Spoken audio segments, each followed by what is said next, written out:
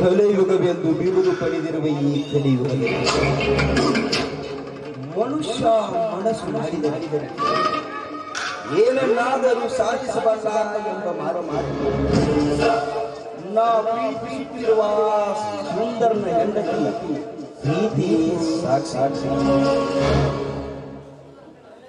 ಸಂಪತ್ತಿನ ಶಿಖರವನ್ನೇರಿ ಸುಯ್ಯೊಂದು ತಿರುಗಾಡುತ್ತಿರುವ ರೂಪವತಿ ಪ್ರೀತಿಯನ್ನು ಭೇಟಿ ಮಾಡಬೇಕೆಂದು ಅವಳು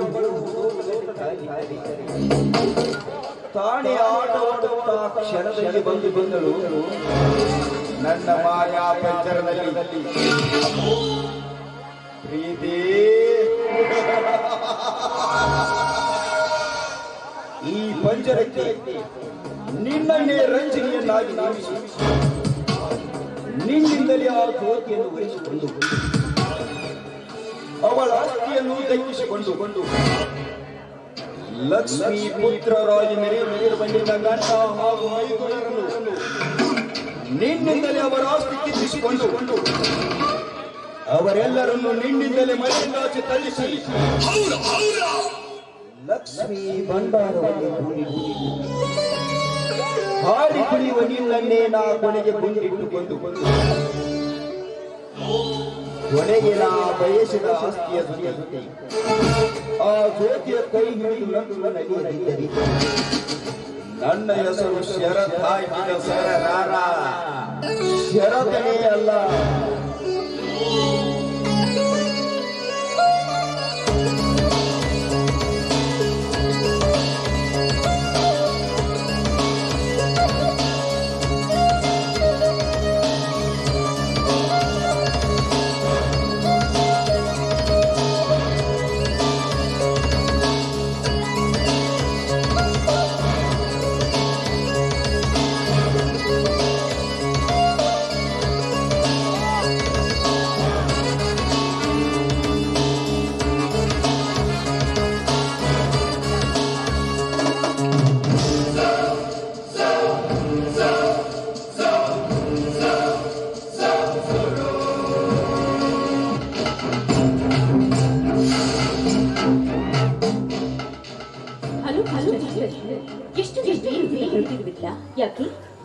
welcome my dear Preethi, welcome. ನಿನ್ನನ್ನೇ ಕಾಣಬೇಕೆಂದು ಆತುರದಿಂದ ಹೊರಟಿದ್ದೆ, ನೀನೇ ಬಂದೆಯಲ್ಲ, ಬಹಳ ಸಂತೋಷ.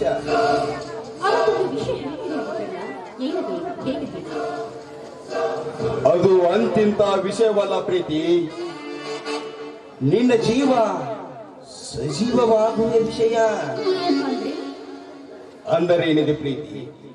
ಹೆಸರಿಗೆ ಮಾತ್ರ ನಿನ್ನ ಗಂಡ ನಿನ್ನನ್ನು ಎರಡನೆಯ ಮದುವೆಯನ್ನಾಗಿ ಮಾಡಿಕೊಂಡು ಮೂರನೆಯ ಮಡದಿಯನ್ನಾಗಿ ಆ ಜ್ಯೋತಿಯನ್ನು ಒಲಿಸಿಕೊಂಡು ಅವಳೊಂದಿಗೆ ಸಂಪೂರ್ಣವಾಗಿ ವರ್ತಿಸುತ್ತಿದ್ದಾನೆ.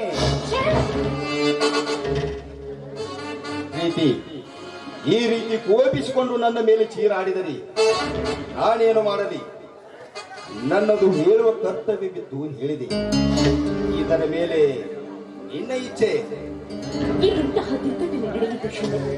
ನನ್ನ ಬಾಳಿನಲ್ಲಿ ಈಗ ನನಗೆ ಗೊತ್ತು ತಿಳಿಯುವುದು ಇದರ ನೀ ಮಾಡಿ ಪ್ರೀತಿ, ಅದಕ್ಕಿರುವುದೊಂದೇ ದಾರಿ. ನನ್ನ ಮಾತಿನಂತೆ ನೀ ನಡೆದರೆ ಮಾತ್ರ ನಿನ್ನ ಬಾಳು ಬಂಗಾರವಾಗಿ ಶೃಂಗಾರದ ಸಿರಿಗೊಂಚಲ ಬಾಳ ಚಪ್ಪರದಲ್ಲಿ ಅಪ್ಪಟದ ಮಂಚವೇರುತ್ತಿ. ಇರದಿದ್ದರೆ ಬೀದಿಯ ಭಿಕ್ಷುಕಿಯಾಗಿ ಆ ಜ್ಯೋತಿ ಎತ್ತಿ ಹಾಕಿದ ಹಳಸಿದ ಅನ್ನವನ್ನು ತಿಂದು ಜೀವಿಸುತ್ತೇವೆ. ಹಾಗಾದ್ರೆ ಈಗ ಆ ಜ್ಯೋತಿಯನ್ನ ಹುಟ್ಟಿಟ್ಟು ಕೊಂದ್ಬಿಡ್ಲಿ? ಛೇ ಛೇ, ಹಾಗಲ್ಲ ಪ್ರೀತಿ.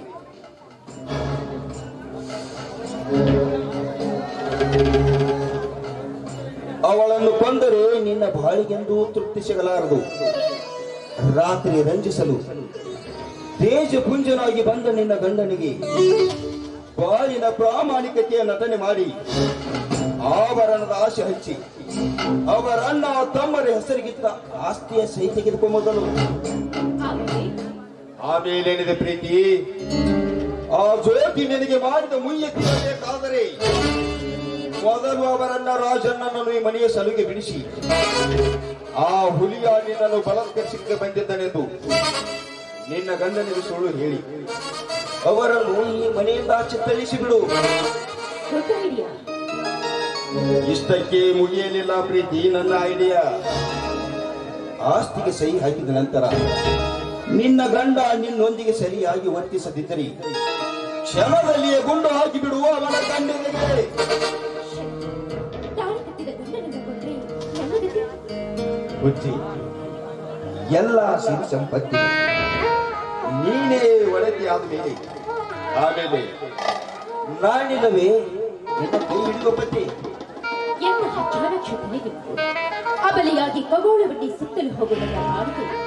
ಹೊಸ ಚೇತನ ತಂದುಕೊಟ್ಟ ನಿಮಗೆ ನಾನಿದು ಋಣಿಯಾಗಿದ್ದೇನೆ. ಹೌದಾ? ಹಾಗಾದರೆ ಈ ಮಣಿಕಂಠನ ಮನ ತನೆಯುವಂತೆಯೇ ನಾಟ್ಯರಾಣಿ ಚಾಕುಂತಲೆ ದರಿ ಇಳಿದು ಬಂದು ನಟ್ಟಿಸದಂತೆ ನಟ್ಟಿಸಿ ಈ ನಿನ್ನ ರಸಿಕರ ಮನವನ್ನು ರಚಿಸಬಾರದೆ. ನಿಮ್ಮ ಮಾತನ್ನ ಮೀರುತ್ತೇನೆ.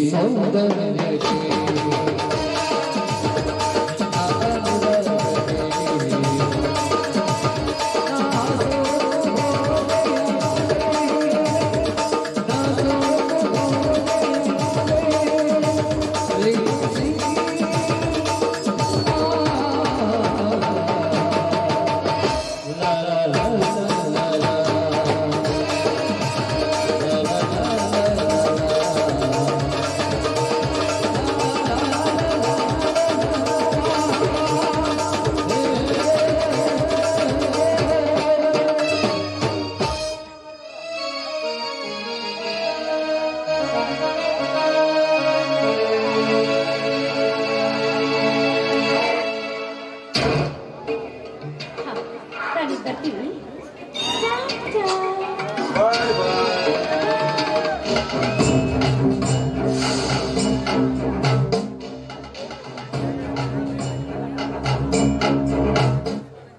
ಹೋಗು ಹೋಗು ಹುಚ್ಚು ಹೆಣ್ಣೆ ಹೋಗು. ನಿನಗೆಂತೂ ಅರ್ಥವಾಗುತ್ತದೆ ಈ ಶರತನ ಮಾಯಾ ಕುತಂತ್ರ.